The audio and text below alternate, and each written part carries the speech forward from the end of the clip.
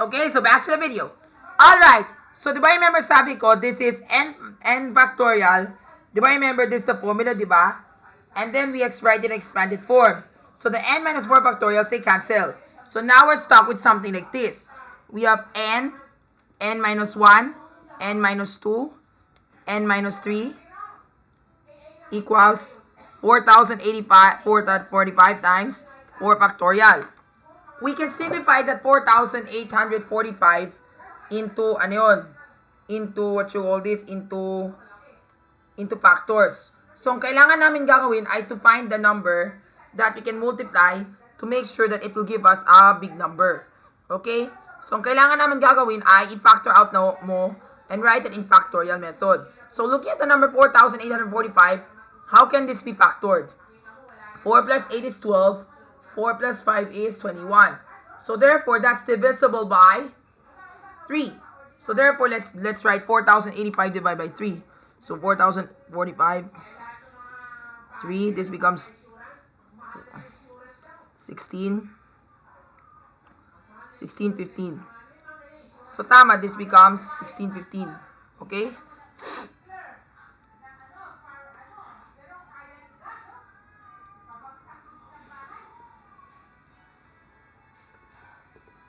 And what about the 16, 15? Let's try dividing it by 5. So this becomes 3, 15, 115. This becomes 2, 10, 323. So 323, diba? 323 times 5. Okay? Times 4, times 3, times 2, times 1. And then 323, I know 323 can be factorable. So 323 can be factorable by 17. Let's see. So 1, 17. This becomes 5. 9. So tama. 17 times 19. So tama, this becomes 3, 19, 17, 5, 4, 3, 2, 1. Pero, these are not the numbers that we're looking for kasi nga, they're consecutive on the downside, pero we need to make it ascending. So, dapat kailangan ascending tayo dito. So, therefore, let's try 5 times 4. 5 times 4 equals 20. So, 19 meron na tayo dito. 18, that'll be 3 times 2 times 3. Because 3 times 3, because,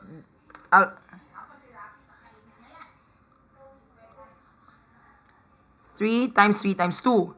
3 times 2 is 6, 6 times 2 is 18, di ba? And then 17. So tama, that's already the same. So therefore, our n is 20. So yun ang kailangan namin gagawin. So if you want to solve for combination, n for combination, the first thing you need to do is to do the same thing. Remove the one that has a duplicate. And then after that, cross multiply the 4 factorial times the answer on the right. And then based on your answer dito sa kabilang dulo, the big number, you have to factor. Factor that out until you reach its prime factors. And then once you reach to the prime factors, you need to multiply everything to see if you can get the consecutive number. Especially the one that is the biggest prime number. Like for example, we got 19 times 17. So those are the biggest prime numbers. So we need to multiply the numbers to make sure that they're consecutive. So we need to multiply the numbers to reach the product of 20. Like we did 5 times 4 to give me 20. And that's correct. And then 3 times 3 times 2 to give you 19, 18. Diba? So therefore, it's 20. So if there are 20 players in that Mario Sonic Series games, what type of Olympic Games is that? And that's Winter Olympic Games. So yun yung sagot. Next, letter C. The players competing are Sonic, Knuckles, Blaze, Vector, Peach, Daisy, Yoshi, and Waluigi. Find the probability that a speed type character will be first place, a female character will be second place, and Knuckles will be in third place in the awarding ceremony. So yeah, this is where we're gonna divide by a permutation. So therefore, diba remember, if we do this, who is the speed type character? There are 3 speed type characters here. Sonic, Daisy, and Yoshi. So the speed type character, this is 3. First place, diba? First.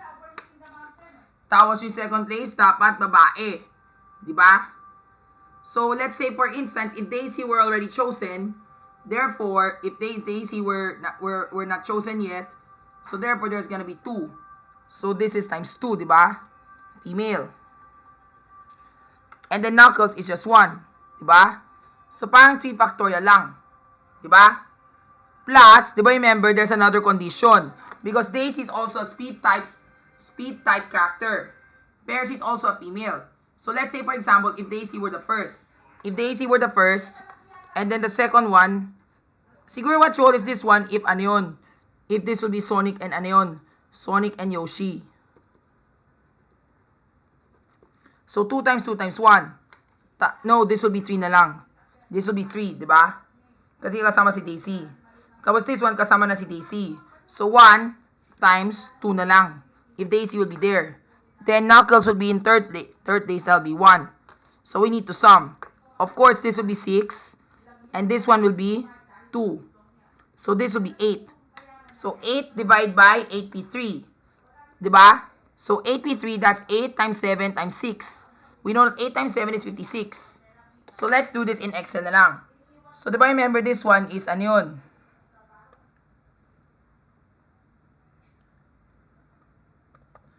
Sum of 3 times 2 times 1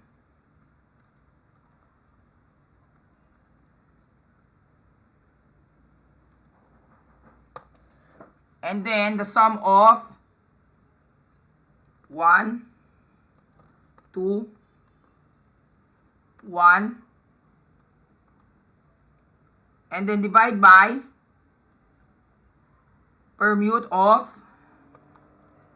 8, 3, because we want 876. So, tama, that's 0.023. Or we can try 8 divided by 56 and we still get the same answer din. Gets ko na. Kasi nga, diba, remember, that's not the right answer, diba? Kasi ang ginawa ko to, it's like this. Wait. Kasi nga, diba, remember, this is 56.